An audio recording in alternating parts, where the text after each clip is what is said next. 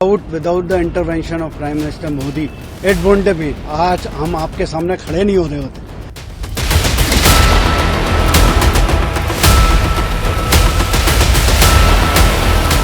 Qatar में लंबी लड़ाई, मोदी सरकार की मेहनत रंग लाई, फांसी की सजा रद्द, 7 भारतीयों की स्वदेश वापसी। 8 भारतीयों ने सुनाई आप बीती, कैसे आधी रात मोदी ने रोकी फांसी। लगभग 2 साल से कतर की जेल में बंद भारतीय नौसेना से जुड़े 8 पूर्व अधिकारियों को रिहा कर दिया गया है। उन सभी को जासूसी के आरोप में पकड़ा गया था। विदेश मंत्रालय ने 12 फरवरी की सुबह को खुशखबरी देते हुए बयान जारी किया। सभी 8 पूर्व भारतीय नौसेना अफसरों में से 7 कतर से भारत लौट भी आए हैं। विदेश मंत्रालय ने सोमवार को देर रात कहा, भारत सरकार कतर में गिरफ्तार किए गए देहरा ग्लोबल कंपनी के लिए काम करने वाले 8 भारतीयों की रिहाई का स्वागत करती है। हम इनकी घर वापसी के लिए कतर के फैसले की सराहना करते हैं।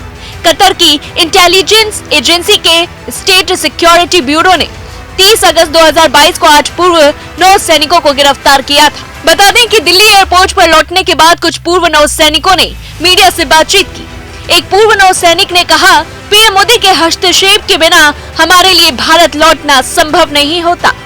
भारत सरकार के लगातार प्रयासों के बाद ही हम वापस आ सके हैं। चलिए आपको सुनवाते हैं कि आखिरकार नौसैनिकों ने क्या कुछ कहा।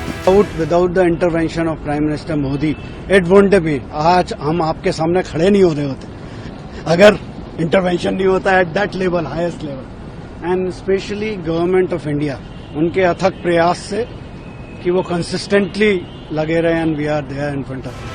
आपको बता दें कि ये सभी अफसर कतर की नौसेना को ट्रेनिंग देने वाली एक निजी company Dehra global technology and consultancy में काम करते थे। Dehra global defence service provide करती है।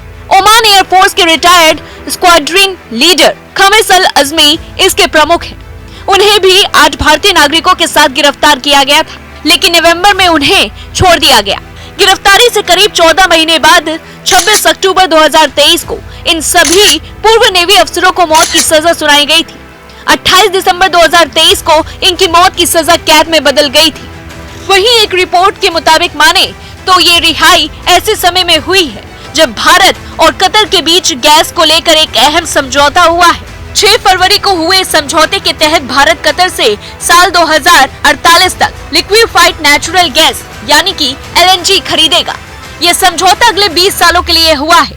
इसकी कुल लागत 68 अरब डॉलर की है। भारत की सबसे बड़ी LNG आयात करने वाली कंपनी पेट्रोनेट LNG लिमिटेड ने कतर की सरकारी कंपनी कतर एनर्जी के साथ ये समझौता किया है। इस समझौते के तहत कतर हर साल भारत को 7.5 मिलियन टन गैस एक्सपोर्ट करेगा। इस गैस का इस्तेमाल बिजली, फर्टिलाइजर बनाने और इसे CNG में बदलने के लिए किया जाता है। बताते चले कि भारतीय दूतावास को सितंबर 2022 के मध्य में पहली बार भारतीय नौसैनिकों की गिरफ्तारी के बारे में बताया गया था। इनकी पहचान captain Navtej Singh Gill, captain Saurabh Vashishtha, commander Purnendu Tiwari, captain Virendra Kumar Verma, commander Sugunakar Pakala, commander सजीव गुप्ता, कमांडर अमित नागपाल और नाविक रागेश के रूप में की गई। 30 सितंबर 2023 को इन्हें अपने परिवार के सदस्यों के साथ थोड़ी देर के लिए टेलीफोन पर बात करने की मंजूरी दे दी गई थी। पहली बार काउंसलर एक्सेस 3 अक्टूबर 2023 को गिरफ्तारी के 1 महीने बाद मिला, लेकिन इस दौरान भारतीय दूतावास के एक अधिकारी को इनसे मिलने दिया गया था। 3 दिसंबर 2023 को कतर में मौजूद भारत के एम्बेसडर निपुल ने 8 पूर्व नौसैनिकों से मुलाकात की थी। वहीं एक रिपोर्ट के अनुसार इन लोगों पर कतर के सबमरीन प्रोजेक्ट से जुड़ी इंफॉर्मेशन इजराइल को देने का आरोप भी था। हालांकि कतर ने कभी आरोप सार्वजनिक नहीं किए। 30 अक्टूबर 2023 को इन नौसैनिकों के परिवारों ने विदेश मंत्री एस जयशंकर से मुलाकात की थी। तब भारत ने कतर को मनाने के लिए तुर्कियों की मदद लेने की कोशिश की। तुर्कियों के कतर के शाही परिवार के साथ अच्छे संबंध हैं, इसलिए भारत सरकार ने उसे मध्यस्थता के लिए अप्रोच किया। भारत सरकार ने अमेरिका से भी बात की, क्योंकि रणनीतिक तौर पर अमेरिका की कतर पर ज्यादा मजबूत पकड़ है। चलिए अब आपको बताते हैं वो 8 कैप्टन के बारे में। पहला, कैप्टन नवतेज सिंह गिल।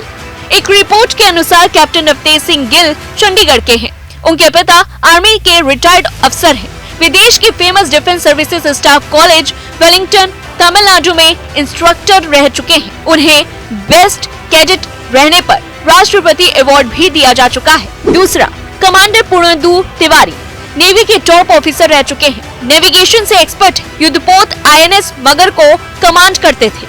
देहरा कंपनी में managing director retired commander Purnendu Tiwari को भारत और कतर के बीच द्विपक्षीय संबंधों को आगे बढ़ाने में उनकी सेवाओं के लिए साल 2019 में प्रवासी भारतीय सम्मान पुरस्कार मिला था और वे ये पुरस्कार पाने वाले आर्म्ड फोर्स के एक मात्र शख्स हैं। तीसरा, कमांडर सुगुनाकर पकाला। एक रिपोर्ट के अनुसार 54 साल के सुगुनाकर पकाला विशाखापट्टनम के रहने वाले हैं। नौसैनिक के तौर पर उनका कार्यकाल शानदार रहा है। उन्होंने 18 साल की उम्र में ही नेवी ज्वाइन की थी। वे नवंबर 2013 में इंडियन नेवी से रिटायर हुए थे। इसके बाद उन्होंने कतर की company Al Dahra global technologies and consultancy को ज्वाइन किया था। चौथा, कमांडर सचिव गुप्ता को नगरी स्पेशलिस्ट के तौर जाना जाता है। पांचवा, कमांडर अमित नागपाल नौसेना में कम्युनिकेशन और इलेक्ट्रॉनिक वॉर सिस्टम के एक्सपर्ट हैं। छठवां, कैप्टन सौरभ वशिष्ठ की पहचान तेज तर्रार टेक्निकल ऑफिसर के तौर पर होती है। उन्होंने कई मुश्किल ऑपरेशन को अंजाम भी दिया है। सातवां, कैप्टन वीरेंद्र कुमार वर्मा को उनके नेविगेशनल एक्सपर्टीज के लिए पहचाना जाता है। आठवां, नाविक रागेश नौसेना में मेंटेनेंस और हेल्पिंग हैंड के रूप में काम करते थे। इस पूरी खबर को लेकर के आपकी क्या कुछ राय है, हमें कमेंट बॉक्स में जरूर बताएं और ये भी बताएं कि मोदी सरकार का इस तरह का कदम उठाना और कतर की ये लंबी लड़ाई आखिरकार सफल हो गई। इस पूरी खबर को लेकर के आपका क्या कुछ कहना है, हमें कमेंट बॉक्स में जरूर बताएं और ऐसी तमाम बड़ी खबरों से जुड़े रहने के लिए देखते रहिए दैनिक